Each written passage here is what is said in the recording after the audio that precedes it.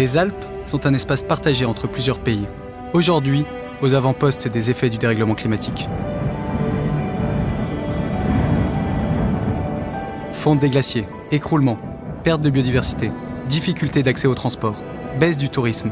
Ces effets transforment la vie de ses habitants. Les Alpes sont pourtant un bien commun, le château d'eau de l'Europe, un réservoir de biodiversité et un territoire industriel dynamique. Et si le dérèglement climatique était aussi une opportunité? L'opportunité de pousser les femmes et les hommes à agir sur le terrain pour s'adapter et créer des sociétés plus résilientes, plus durables et plus justes, surtout au niveau local.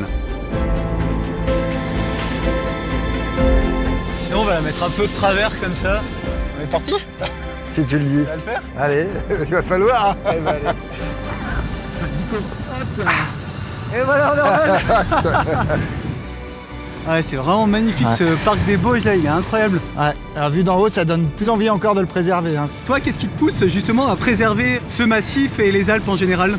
Parce que c'est des territoires qui sont support de ressources naturelles, de biodiversité, de ressources économiques et qui sont soumis à des pressions de plus en plus fortes, hein, peut-être plus qu'ailleurs.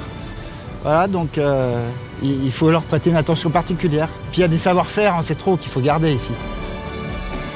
On a besoin de retrouver un peu de résilience alimentaire, d'autonomie alimentaire, donc on va rechercher à retrouver des productions locales plus fortes, éviter d'importer, voire même essayer d'exporter pour faire un peu d'économie, mais exporter localement, hein, autour des bassins urbanisés autour du massif. Il y a 500 000 habitants qui habitent autour, donc on peut produire un peu de nourriture pour eux.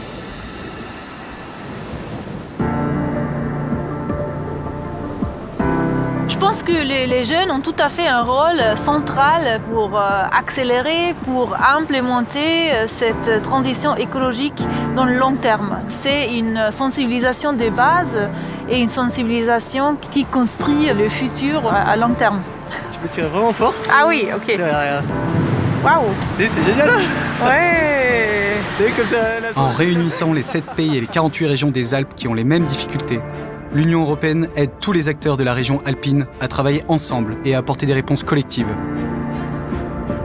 Ces aides facilitent beaucoup la collaboration sur le niveau international et surtout dans la région alpine. Pour permettre le tourisme 4 saisons et pérenniser les activités économiques, des festivals outdoor transfrontaliers se développent. On est très proche de la nature, on est vraiment dans un milieu outdoor, plein air. Ouais, c'est vraiment le vol libre. En fait. On se sent libre quand on est, en vol. C'est vraiment on respire la liberté.